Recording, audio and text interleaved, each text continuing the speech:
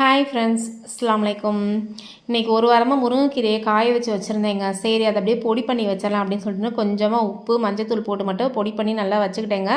இதில் ஒரு சில நேரம் நான் அரைக்கும் போது நாங்கள் அரைச்சி வச்சுருப்போம்ல சூப்பு பொடி, அதையும் ஒரு 2 ஸ்பூன் மிக்ஸ் பண்ணி அரைச்சி வச்சுருவேன்.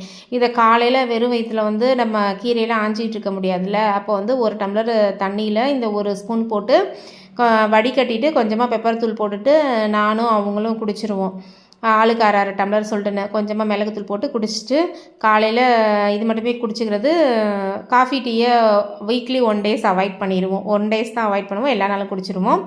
அதுக்கப்புறம் இன்றைக்கி சண்டேவா, பசங்களுக்கு யூனிஃபார்ம் துவைக்கிற வேலை, யூனிஃபார்மு ஷூ சாக்ஸ் எல்லாம் இன்றைக்கி அவங்க துவைக்கிற வேலை, இன்றைக்கி அவங்களோட வேலை. அதனால் அவங்க எல்லாமே துவைச்சி காய போட்டுருவாங்க. வீக் டேஸில் நானும் அவங்களும் மாற்றி மாற்றி துவைச்சி கொடுத்துருவோம்.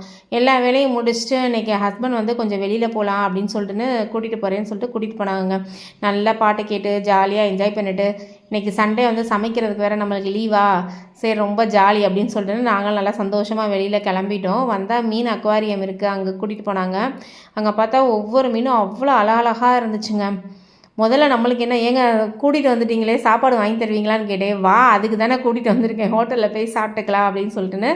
அப்போ தான் எனக்கு நிம்மதியாக இருந்துச்சு. அப்போ தான் சுற்றி பார்க்கும்போது ஒரு ஆர்வமாக இருந்துச்சு. சரி, சுற்றி பார்க்குறதுக்கு ஆர்வம், இன்றைக்கி நம்மளுக்கு வீட்டில் போய் சமைக்க தேவையில்லை அப்படின்னு சொல்லிட்டுன்னு நல்லா சுற்றி பார்த்தோங்க. நல்லா சுற்றி பார்த்துக்கிட்டு இருக்கும்போதே மீனுக்கு ஃபுட்டு கொடுத்து அங்கேயே கொடுத்தாங்க. அதை கொடுத்து போட சொன்னாங்க.